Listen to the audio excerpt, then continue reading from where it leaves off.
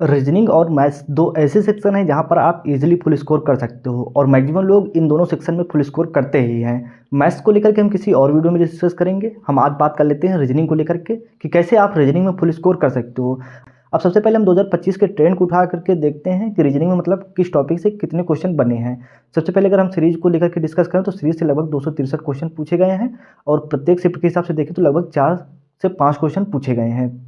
Same उसी second में अगर हम कोडिंग डिकोडिंग को लेकर के डिस्कस करें तो यहाँ पर से लगभग 169 क्वेश्चन और हर शिफ्ट के हिसाब से देखें तो 2 से 3 क्वेश्चन यहाँ पर भी पूछे गए हैं। और उसके बाद बात हम करें सिटिंग अरेंजमेंट की, तो सिटिंग अरेंजमेंट यानी कि पजल वाले क्वेश्चन, तो यहाँ पर से भी 135 क्वेश्चन पूछे गए, लगभग हर शिफ्ट के हिसाब से 2 से 3 क्वेश्चन पूछे गए हैं। मतलब ये टॉपिक तो ऐसे रहे जहाँ पर से मैक्सिमम क्वेश्चन देखने को मिले ही हैं। अगर आप मॉक टेस्ट वगैरह अटेम्प्ट कर रहे हो तो वहाँ पर आपको ये टॉपिक से क्वेश्चन देखने को मिलते ही होंगे और आपके पास लगभग अब 30 दिनों से भी कम दिनों का टाइम बचा है।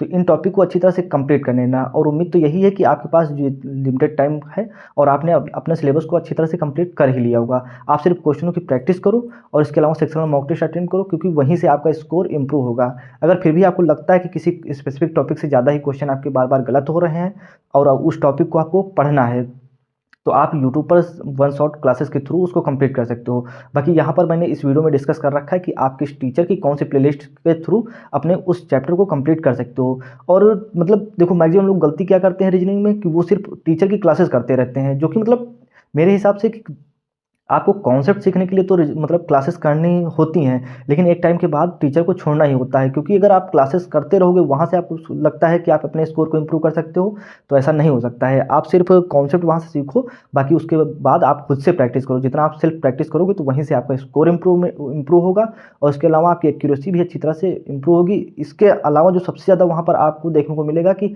आप जितना ज़्यादा सेक्शनल मॉक टेस्ट अटेम्प्ट करोगे या खुद से क्वेश्चन की प्रैक्टिस करोगे तो खुद के लॉजिक आपके डेवलप होंगे कि किस टाइप से आप क्वेश्चन को और इजीली तरीके से उसको कम से कम टाइम में मतलब सॉल्व कर सकते हो। और रीजनिंग में आपको ज़्यादा से ज़्यादा सेक्शनल मॉक टेस्ट अटेम्प्ट करने हैं और सेक्शनल मॉक टेस्ट भी आपको प्रीवियस ईयर के अटेम्प्ट करने हैं, क्योंकि प्रीवियस ईयर से अगर आप मॉक टेस्ट अटेम्प्ट करोगे तो वहाँ पर आपको एग्जैक्ट पता होगा कि प्रीवियस ईयर में किस टाइप के क्वेश्चन पूछे गए हैं। और लगभग मतलब ये समझ लो कि 70 से 80% प्रीवियस ईयर क्वेश्चनों का रिपीटेशन देखने को मिलता ही है। और मॉक टेस्ट की बात करें तो मॉक टेस्ट में लगभग मतलब मैक्सिमम लोग टेक्स्ट बुक से ही मॉक टेस्ट अटेम्प्ट करते हैं और टेक्स्ट बुक से आप जाकर के सेक्शनल मॉक टेस्ट अटेम्प्ट कर सकते हो। और टेक्स्ट बुक पर अभी चल रही है सेल, जो लगभग 19 से 20 फरवरी तक आपको सेल देखने को मिल रही है। तो आप इस टाइम पीरियड के बीच में अगर आप पास प्रो परचेस करना चाहते हो तो आप डायरेक्ट एंड कूपन कोड को अप्लाई करके उसमें और एक्स्ट्रा डिस्काउंट पा सकते हो। बाकी मैक्सिमम लोग तो यहीं से मॉक टेस्ट अटेम्प्ट करते हैं, तो यही मतलब टेक्स्ट बुक को लेकर के डिस्कस करते हैं कि आप टेक्स्ट बुक से कौन से मॉक टेस्ट अटेम्प्ट कर सकते हो। अब जैसे कि आप यहाँ पर टेस्ट सीरीज में जाओगे तो सबसे पहले यहाँ पर आपको एनटीपीसी के सेक्शन में आना है। यहाँ पर आने के बाद अगर आप देखोगे तो देखो, अगर आपको मतलब chapter wise mock test attempt करने, जैसे कि आपको मान लिया मतलब सिटिंग अरेंजमेंट से आपके क्वेश्चन काफ़ी गलत हो रहे हैं तो आप यहाँ चैप्टर टेस्ट पर आओ। तो यहाँ पर आप जाओगे तो कहाँ मतलब ये रीजनिंग का सेक्शन है, यहाँ पर मतलब चैप्टर वाइज यहाँ पर एक एक चीज़ें दे रखे हैं। लगभग आपको हर चैप्टर से 10-10 क्वेश्चन देखने को मिलेंगे, तो आप यहाँ पर से आकर के उस टॉपिक को अच्छी तरह से क्वेश्चन के फॉर्मेट में अटेम्प्ट कर सकते हो। और उसके बाद हम सबसे मतलब मेन बात करें, जैसे कि आपको previous year sectional mock test attempt करने हैं तो आप यहाँ पर PYPS सेक्शन में आओ। इसके बाद आप यहाँ पर देखोगे तो CBT1 PYST 312 यहाँ पर मॉक टेस्ट देखने को मिल जाएंगे। तो यहाँ पर अगर आप आओगे तो रीजनिंग सेक्शन में जाओगे तो लगभग यहाँ पर आपको 40 प्लस मॉक टेस्ट देखने को मिलेंगे। अगर आप डेली 1 से 2 सेक्शनल मॉक टेस्ट अटेम्प्ट करते हो तो आप इजीली बचे हुए दिनों में कम से कम 30 से 35 plus sectional mock test attempt कर चुके होंगे। अगर आप इतने मॉक टेस्ट अटेम्प्ट कर लेते हो तो देखो, पहले दिन दूसरे दिन अगर आप सोच के बैठे रहो कि आप जाओगे 1 से 2 सेक्शनल मॉक टेस्ट अटेम्प्ट करोगे तो आपको तुरंत रिजल्ट देखने को मिलेगा उसका, तो ऐसा नहीं होता है।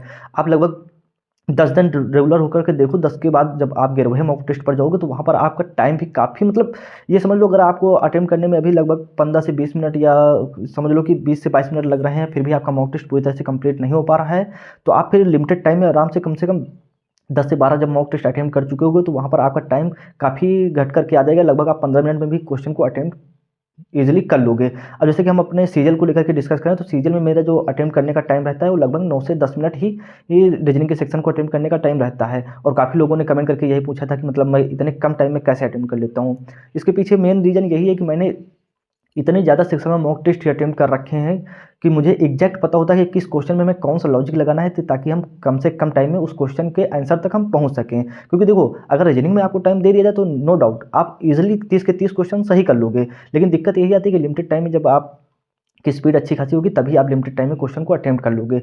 और जितना ज़्यादा से ज़्यादा आप मतलब रीजनिंग के में टाइम बचाओगे तो उतना आप मैथ्स में इजीली उसको यूज़ कर सकते हो। अब यहाँ पर हम जैसे बात करें टोटल कितने, यहाँ पर आपको 47 मॉक टेस्ट देखने को मिलेंगे सेक्शनल। तो आप डेली आराम से 1 से 2 सेक्शनल मॉक टेस्ट अटेम्प्ट करो और उसका सही से एनालिसिस करो। और मॉक टेस्ट अटेम्प्ट करना ही ज़रूरी नहीं होता है, उसका सही से एनालिसिस करो, क्योंकि बिना एनालिसिस किए आप पता ही नहीं चलेगा कि आपका वीक एरिया कौन सा है। और आप पता चल रहा है कि आपके डाइस वगैरह के क्वेश्चन सही हो रहे हैं, लेकिन फिर भी आप डाइस पढ़े जा रहे हो, या फिर आपके सिटिंग अरेंजमेंट से क्वेश्चन गलत हो रहे हैं, लेकिन फिर भी बार बार आप उसको इग्नोर कर रहे हो। तो ऐसा नहीं है, जब आप एनालिसिस करोगे तो आपको खुद एनालिसिस से पता चलेगा कि कोई स्पेसिफिक टॉपिक से बार बार क्वेश्चन गलत हो रहे हैं, तो आपको खुद से लगेगा कि नहीं पहले मुझे इस टॉपिक को कवर करना चाहिए। तो आप जितना ज़्यादा से ज़्यादा एनालिसिस करोगे तो उतना आप डेफिनेटली उस टॉपिक को अच्छे से इंप्रूव करोगे। और एनालिसिस सबसे ज़्यादा ज़रूरी है। बाकी रीजनिंग के सेक्शन को अटेम्प्ट करने की मेरी क्या स्ट्रेटेजी रहती है, तो उसके लिए आप ये वाली वीडियो जाकर के देख सकते हो, जहाँ पर मैंने अपने एक मॉक टेस्ट को अटेम्प्ट करके आपको लाइव दिखाया कि कैसे मैं मॉक टेस्ट अटेम्प्ट करता हूँ।